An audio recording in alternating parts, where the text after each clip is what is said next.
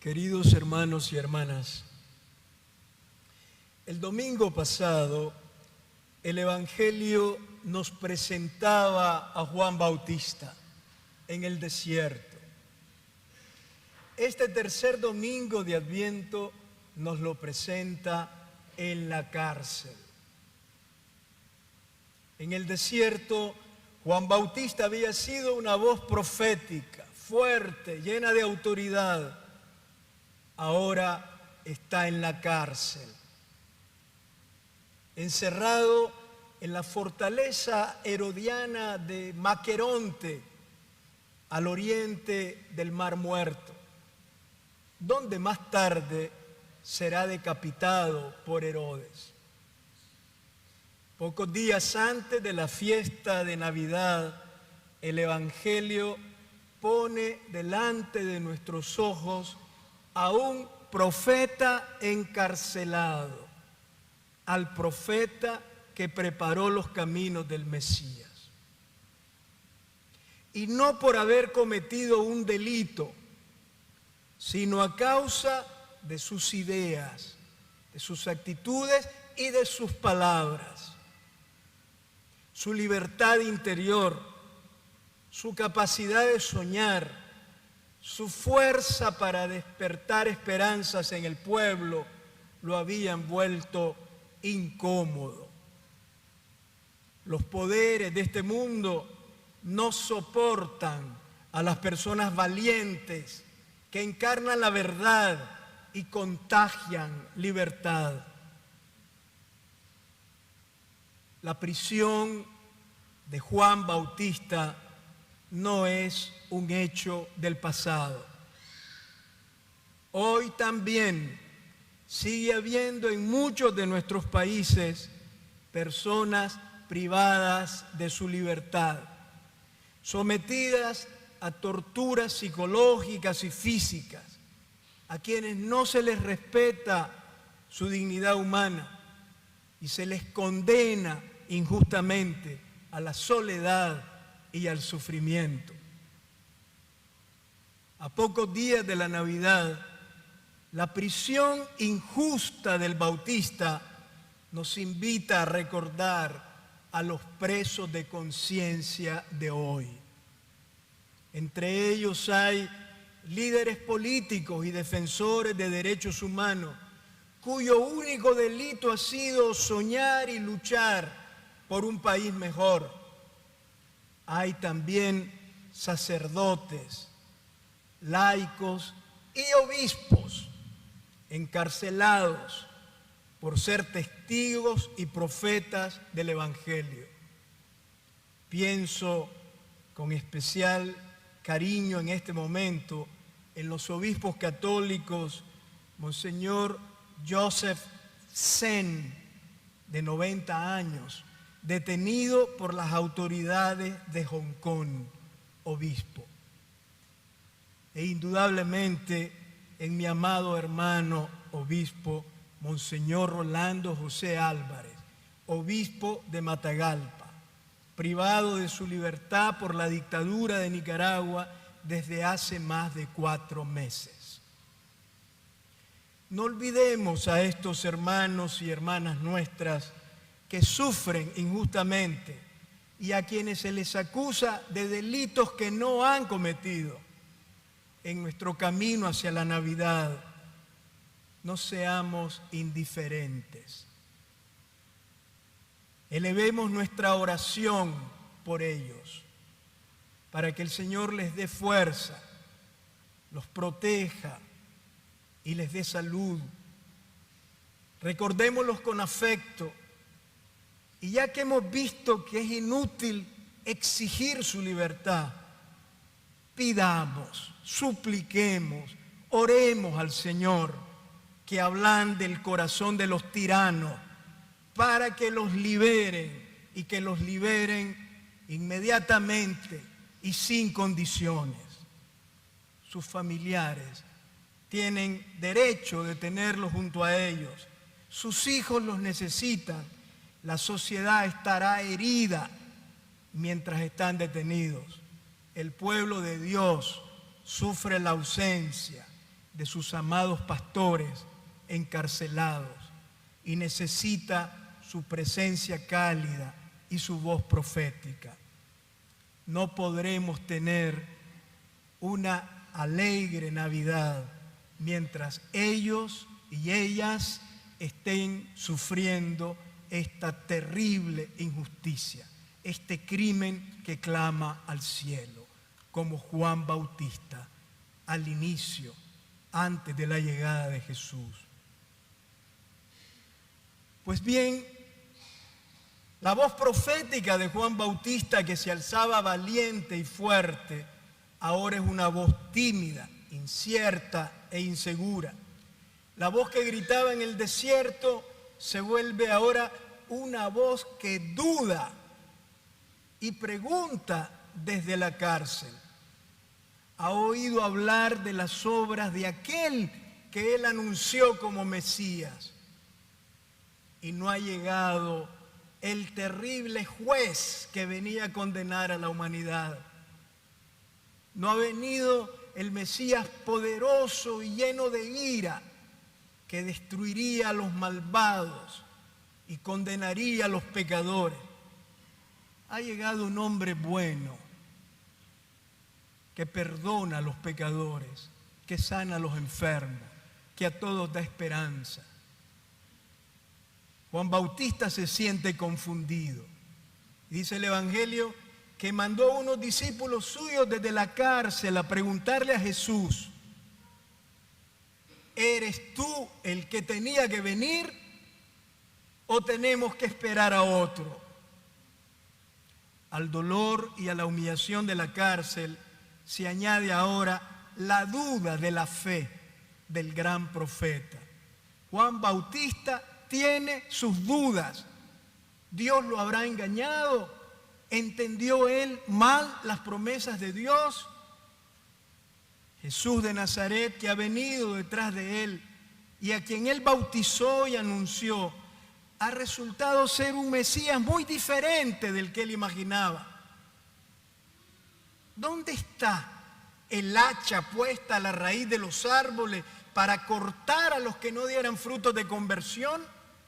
Y el fuego que purificaría el mundo, quemando a los malvados de la tierra que él había anunciado. Juan es un creyente y el creyente no está exento de dudas. Yo no sé ustedes, pero yo creo y tengo dudas también. El creyente cree y duda al mismo tiempo. La duda es parte del camino de la fe, porque muchas veces las cosas no ocurren como las imaginábamos. Suceden hechos que no comprendemos. Las certezas más luminosas se derrumban. Cuando todo iba bien, de repente parece que el mundo se vuelve contra nosotros. A veces atravesamos momentos de desolación y de oscuridad. Nos preguntamos si no nos estamos engañando al esperar y creer en Dios. Debemos aceptar, como lo aceptó el Bautista en la cárcel, que no lo sabemos todo, ni lo podemos comprender todo. Los creyentes debemos aprender que tampoco podemos prever la acción de Dios, ni comprender totalmente sus acciones. Dios es siempre una sorpresa. Dios es siempre más grande de lo que nos podemos imaginar. Sus obras son mayores que nuestros sueños y nuestros cálculos, y sus caminos diferentes a los nuestros. A Dios no se le posee, se le busca. Hay que buscarlo siempre y esperar siempre en Él, con infinita confianza, aún en la oscuridad. Así nos vamos volviendo más creyentes. Nuestro Dios es siempre un Dios a quien buscar y en quien esperar, más que un Dios a quien encontrar y poseer. En los momentos de oscuridad y de duda, Hay que ser sinceros con Dios, hablar desde la realidad, plantearle nuestros interrogantes y dudas, preguntarle, reclamarle, compartirle nuestra incertidumbre, como hizo Juan el Bautista. Así es el camino de la fe. Juan, desde la cárcel, mandó a preguntar a Jesús. No se derrumbó en su soledad, deprimido y desconsolado. Tampoco perdió la fe y dudó para siempre. No, Juan buscó a Jesús y le mandó a preguntar: ¿eres tú? ¿Eres tú el que tenía que venir? ¿O tenemos que esperar a otro? A pesar de que Juan Bautista vio que la actuación de Jesús era tan diferente de como él había imaginado, siguió confiando en él y cambió su modo de ver las cosas. Le pregunta, pero está dispuesto a escucharlo y a cambiar su perspectiva. Aún dudando de Jesús, confía en Jesús. Así es el camino de la fe.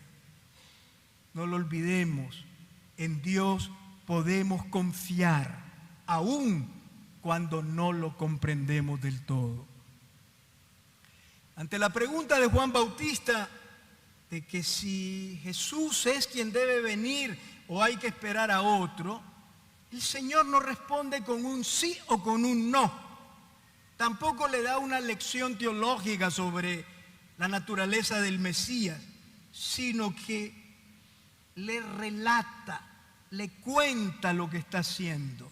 Es la mejor manera de hablar de Dios, contando sus acciones bondadosas. Y Jesús a Juan le manda contar su acción sanadora en favor de los enfermos, su cercanía liberadora junto a los pobres de las aldeas de Galilea, su esfuerzo por dar esperanza a los pobres y a todos aquellos que viven postrados en la desilusión. Vayan y cuenten a Juan lo que oyen y ven.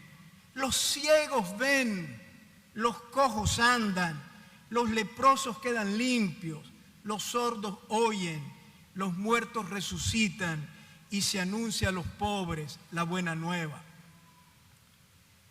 Esta es la certeza que sostiene nuestra fe. Quizá en un modo escondido y silencioso, pero Dios, no lo dudemos, no deja de cuidar al mundo, sanar a la humanidad, enjugar las lágrimas y curar nuestros corazones heridos. No necesariamente a través de acciones prodigiosas, sino a través de la humildad de su misericordia. No con el modo y con las prisas que nosotros quisiéramos, pero sí con la eficacia que solo el amor puede dar. Jesús es el Mesías en quien Dios se ha encarnado para sanar y liberar a la humanidad. Y es necesario sintonizar con su modo de ser Mesías, humilde, no poderoso, misericordioso, no justiciero. El modo de ser Mesías de Jesús, que no es otro sino el de aliviar el sufrimiento, perdonar los pecados, curar la vida y abrir un horizonte de esperanza a los pecadores y a los pobres. Colaboremos con Jesús, el Mesías de Dios. Y colaboramos con Él cuando realizamos gestos de bondad semejantes a los suyos, aunque a veces nos parezcan inútiles y nos sentamos vencidos por el cansancio. En Jesús, Dios se hizo uno de nosotros, perdiéndose, confundiéndose a sí mismo en medio del dolor humano para sostenernos en el dolor y liberarnos un día de todo dolor. No imaginemos un Mesías distinto. Por eso el mismo Jesús nos dice en el Evangelio de hoy: dichoso el que no se decepcione de mí, el que no espere un Mesías distinto. Dichoso el que crea en la fuerza humilde de la misericordia y de la compasión. Dichoso el que no se desespere ante la aparente lentitud de la acción amorosa de Dios. Dispongámonos, pues, a celebrar en esta Navidad con asombrosa gratitud la presencia misteriosa, humilde y misericordiosa de Dios que nace en Belén, que no ha querido cambiar el mundo con una varita mágica, ha querido más bien entrelazar su respiración con la nuestra para que respiremos el aire fresco de su ternura, para que nos sintamos amados y seamos capaces de amar, para que seamos fuertes para esperar contra toda esperanza y colaboremos con Él para hacer la vida más humana y más digna. Amén.